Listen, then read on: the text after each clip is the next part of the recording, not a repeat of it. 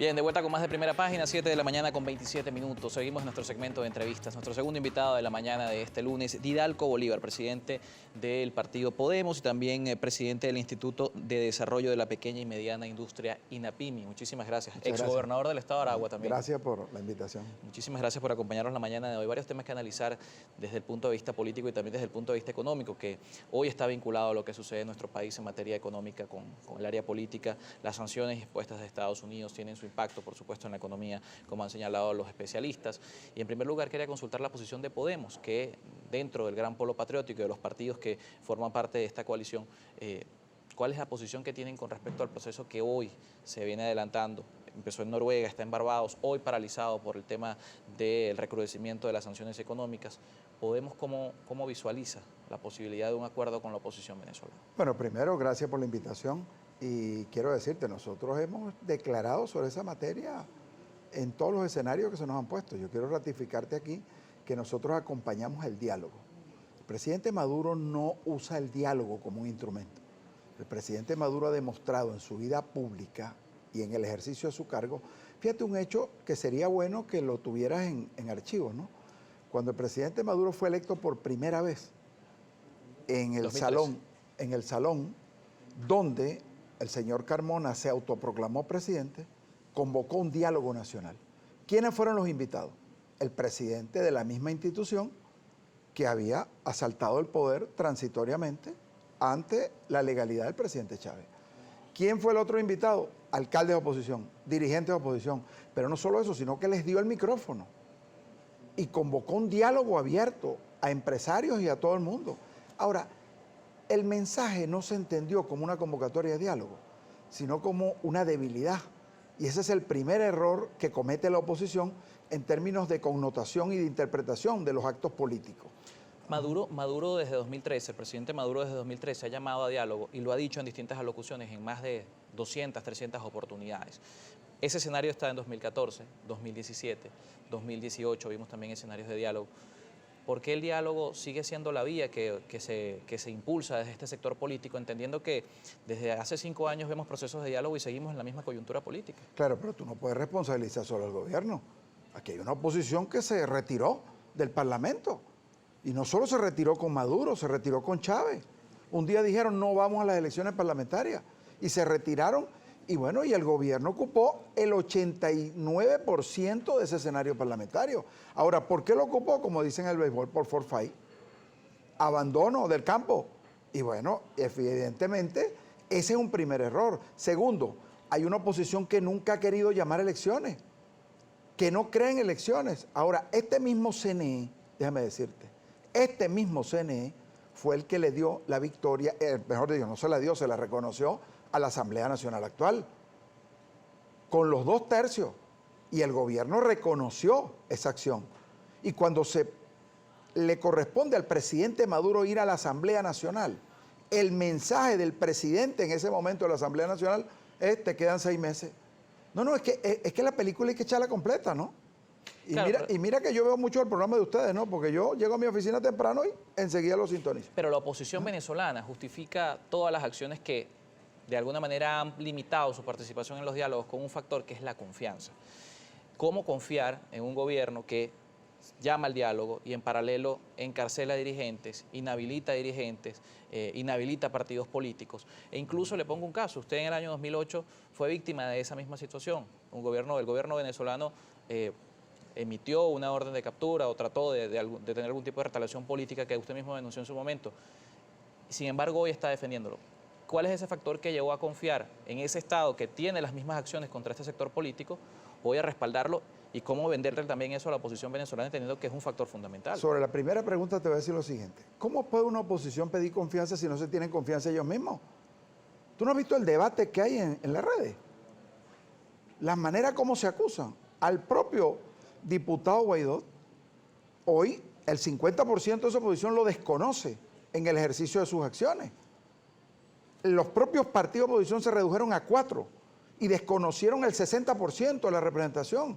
Aquí mismo en tu programa tú has tenido líderes de oposición que dicen que hacen 3 años que no se reúnen con los líderes de los partidos que controlan eso. Y lo segundo te lo voy a responder con un mensaje de mi abuela, ¿no? Mi abuela que vivió en Chaguarama tejiendo hamaca hasta los 99 años. Y decía, mira, del apuro solo queda el cansancio. ¿Quién me persiguió a mí? El señor Rafael Licea. ¿Y dónde está Rafael Licea ahorita? Acusando a su propio entorno, llevando expedientes para que sean enjuiciados sus propios compañeros de armas y sus propios compañeros de acción pública. Entonces la historia me dio la razón.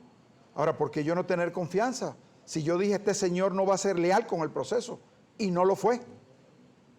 Dentro de este proceso también, y volviendo al tema de la confianza, más allá de este caso concreto, seguimos viendo el mismo tema. Vemos que la oposición venezolana sigue denunciando, y no solamente la oposición, vamos a llevarlo también al plano internacional.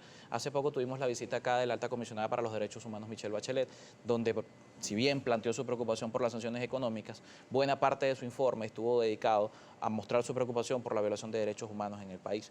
Y volvemos a lo mismo, cómo confiar y cómo adelantar un proceso de negociación, cómo venderle al venezolano que en un proceso de negociación quienes están siendo denunciados por estas acciones van a generar la confianza necesaria para llegar a un acuerdo y ser parte de una solución. Mira, el fiscal general de la República, el doctor Tarek, mira, es un hombre que ha dedicado toda su vida a la defensa de los derechos humanos. Hoy tiene la responsabilidad de arbitrar frente a ellos y de administrar sobre ellos, pero nadie puede negar sus propias convicciones. Y yo creo que aquí, independientemente de que se hayan cometido errores, porque es lógico en un proceso de 20 años que no lo hayan habido, no es la oposición la que nos va a dar lecciones. La que nos va a dar lecciones. Ahora, hay derechos civiles que lamentablemente no se han cumplido. Y déjame decirte, con todo lo controversial que resulta el tema, y en el informe así lo establece una parte, bueno, el derecho de los homosexuales y las lesbianas. Ese es un derecho que se está pidiendo. Ya hay 60 países que lo han aprobado. España lo inició en el ejercicio Zapatero. Barack Obama lo aprobó en el gobierno de los Estados Unidos. Colombia lo aprobó con Santos. Y yo creo que es una deuda que existe allí, que la inició Chávez en compromiso y que esta Asamblea Constituyente tiene la obligación de materializarlo. Claro, y el derecho al debido proceso, los tratos crueles dentro de los centros de reclusión, que son otros derechos que se reflejan en ese Déjame decirte informe. una cosa, ¿no? Si alguien no tuvo derecho a la defensa, en un caso fui yo. Ahora, yo vine y por me el mismo restituí. Estado. Bueno, yo creo que por las circunstancias. Pero es el mismo gobierno. No es lo mismo gobierno, porque a veces hay actitudes unilaterales, déjame decirte, ¿no? Actitudes unilaterales. Si no, no se hubieran fugado algunos miembros del Poder Judicial como están viviendo hoy en el país donde están viviendo, ¿no? Y tampoco se hubieran fugado otras instancias judiciales que, bueno, que fueron prácticamente las iniciadoras de un proceso que más por actitud personal que como una política de gobierno. Porque a mí no me van a echar cuentos. Yo en este país, durante 12 años, de los 16 años de ejercicio de gobernador que tuve, formé parte de la dirección política de este país, al lado del presidente Chávez. Y lo malo y lo bueno que hay ahí, yo lo asumo con responsabilidad. Y yo formé parte de lo que se llama ahora el cogollo, ¿no? Hoy no estoy parte del cogollo y por eso yo no descalifico los cogollos. ¿Por qué? Porque a mí lo único que me puede molestar es que no estoy. Pero en fin de cuentas los cogollos son necesarios porque tiene que haber una dirección política.